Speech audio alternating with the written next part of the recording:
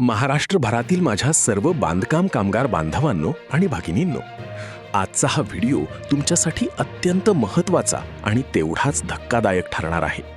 सध्या सोशल मीडियावर आणि सर्वत्र एकच चर्चा सुरू आहे की यावर्षी महाराष्ट्र शासनाच्या नवीन निर्णयानुसार कोणत्याच बांधकाम कामगाराला आपल्या मुलांच्या स्कॉलरशिपचा फॉर्म भरता येणार नाही. ही बातमी ऐकून नक्कीच अनेक कामगारांच्या पायाखालची जमीन सरकली असेल, कारण मुलांच्या शिक्षणासाठी या पैशांचा मोठा आधार असतो. पण खरंच सरकारने असा काही निर्णय घेतला आहे का की यामध्ये काही मोठी अट लपलेली आहे? काय आहे यामागचे खरे सत्य आणि कोणत्या चुकांमुळे तुमचा फॉर्म कायमचा रद्द होऊ शकतो, हे आज आपण या व्हिडिओमध्ये सविस्तर पाहणार आहोत. जर तुम्ही ही माहिती अर्धवट पाहिली तर कदाचित तुमच्या मुलांचे हजारो रुपयांचे नुकसान होऊ शकते. त्यामुळे हा व्हिडिओ अगदी शेवटपर्यंत अत्यंत लक्षपूर्वक पहा, कारण व्हिडिओच्या शेवटी मी अशी एक गुप्त गोष्ट सांगणार आहे ज्याने तुमचा अडकलेला फॉर्म एका दिवसात मंजूर होईल. आता आपण थेट मुख्य विषयाकडे वळूया की जून 2026 पासून सुरू होणाऱ्या या नवीन शैक्षणिक वर्षात बांधकाम कामगार स्कॉलरशिप योजनेसाठी नेमके कोणते बांधकाम कामगार पात्र राहतील. महाराष्ट्र शासनाने यावेळेस नियमांमध्ये खूप मोठे बदल केले आहेत. सर्वात पहिला आणि महत्त्वाचा नियम म्हणजे जो बांधकाम कामगार अर्ज करत आहे त्याचा मुलगा किंवा मुलगी ही सरकार मान्य शाळेत किंवा कॉलेजमध्येच शिकत असायला हवी. जर विद्यार्थी अनधिकृत किंवा विना अनुदानित अशा संस्थेत शिकत असेल ज्याला सरकारची मान्यता नाही, तर त्याला या योजनेचा एकही रुपया मिळणार नाही. दुसरी अत्यंत महत्त्वाची अट अशी आहे की बांधकाम कामगाराच्या मुलाला दुसरी कोणतीही शासकीय स्कॉलरशिप मिळत नसावी. जर विद्यार्थ्याला समाज कल्याण विभाग किंवा इतर कोणत्याही सरकारी योजनेतून आधीच स्कॉलरशिप मिळत असेल तर त्याला या योजनेचा लाभ घेता येणार नाही.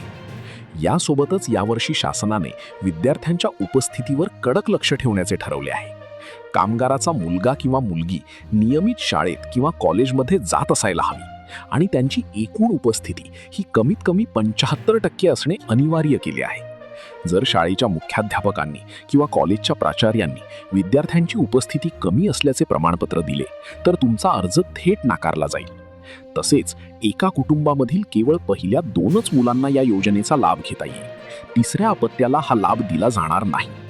कामगाराचे स्वतःचे नोंदणीकरण हे देखील जिवंत म्हणजेच रिन्युअल केलेले असणे गरजेचे आहे.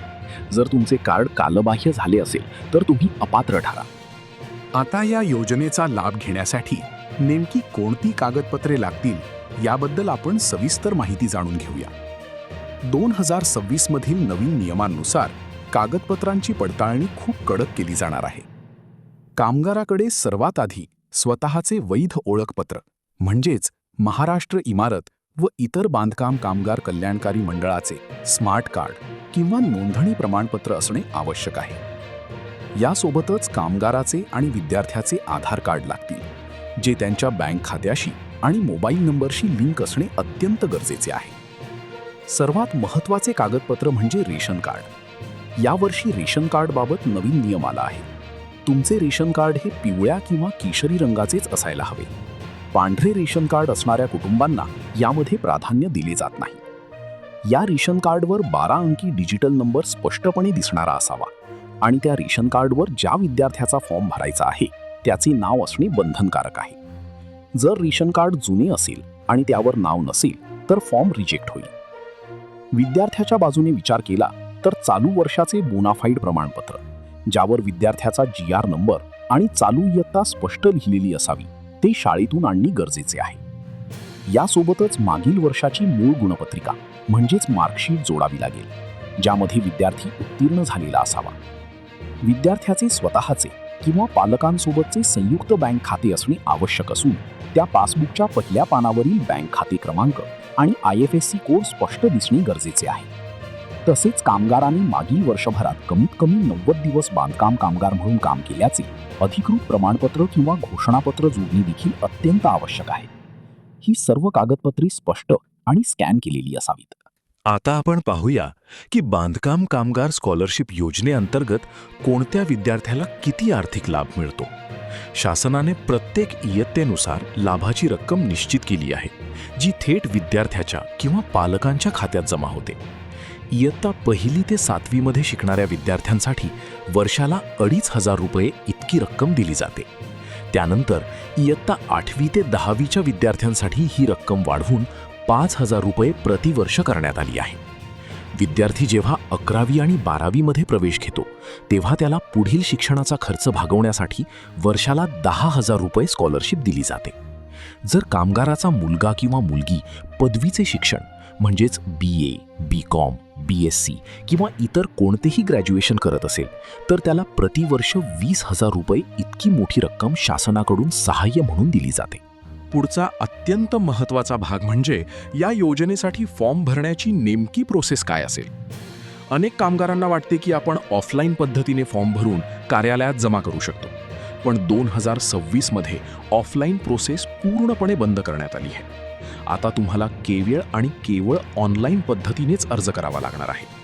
मी स्वतः Maha building and other construction worker welfare बोर्डाच्या अधिकृत संकेतस्थळावर म्हणजेच MahaBOCWच्या ऑनलाईन पोर्टलवर चेक करून ही प्रोसेस पाहिली आहे. ऑनलाईन फॉर्म भरण्यासाठी सर्वात आधी कामगाराला आपल्या नोंदणी क्रमांकाचा वापर करून अधिकृत पोर्टलवर लॉग इन करावे लागेल. लॉग इन केल्यानंतर मुख्य डॅशबोर्डवर कल्याणकारी योजनांचा पर्याय निवडून शैक्षणिक सहाय्य योजनेवर क्लिक करावे लागते. तिथे गेल्यानंतर विद्यार्थ्याची सर्व वैयक्तिक माहिती जसे की त्याचे नाव, आधार क्रमांक, शाळेचे नाव, चालू इयत्ता आणि मागील वर्षाचे गुण काळजीपूर्वक भरावे लागतात. त्यानंतर वर सांगितलेली सर्व कागदपत्रे जसे की रेशन कार्ड, बोनाफाईड, मार्कशीट आणि 90 दिवसांचे प्रमाणपत्र हे PDF किंवा JPEG फॉर्मॅटमध्ये अचूकपणे अपलोड करावे लागतील. कोणत्याही कागदपत्राचा फोटो अस्पष्ट असेल तर फॉर्म रद्द होतो. संपूर्ण माहिती भरून झाल्यावर फॉर्म तपासून सबमिट करावा. अर्ज यशस्वीरित्या सबमिट झाल्यावर मिळणारी पोचपावती किंवा ॲप्लिकेशन ID जपून ठेवावा, कारण भविष्यात स्टेटस चेक करण्यासाठी त्याची गरज पडते. अनेक कामगारांचा हा प्रश्न असतो की ऑनलाईन फॉर्म भरल्यानंतर पुढे काय होते आणि पैसे कधी मिळतात. तर मित्रांनो, तुम्ही ऑनलाईन फॉर्म भरल्यानंतर पुढील 15 ते 20 दिवसांच्या आत संबंधित विभागाच्या अधिकाऱ्यांकडून तुमच्या कागदपत्रांची डिजिटल पडताळणी म्हणजेच डॉक्युमेंट व्हेरिफिकेशन केले जाते. जर सर्व कागदपत्रे बरोबर असतील तर पुढील 15 दिवसांत तुमचा अर्ज ऑनलाईन मंजूर केला जातो. अर्ज मंजूर झाल्यानंतर साधारणपणे 30 ते 45 दिवसांच्या आत स्कॉलरशिपची संपूर्ण रक्कम थेट बेनिफिट ट्रान्सफर म्हणजेच DBT द्वारे तुमच्या बँक खात्यात जमा केली जाते. म्हणजेच फॉर्म भरल्यापासून साधारण 2 ते 2.5 महिन्यात पैसा खात्यात येतो. त्यामुळे सुरुवातीला जी बातमी पसरली होती की कोणालाच फॉर्म भरता येणार नाही ती पूर्णपणे खरी नसून ज्यांची कागदपत्रे अपूर्ण आहेत किंवा नोंदणी रद्द झाली आहे केवळ त्यांच्यासाठीच ही धोक्याची घंटा आहे. जे प्रामाणिक आणि वैध कामगार आहेत त्यांनी घाबरण्याचे काहीच कारण नाही. तुम्ही त्वरित आपली कागदपत्रे गोळा करा आणि ऑनलाईन अर्ज करून या योजनेचा नक्की लाभ घ्या.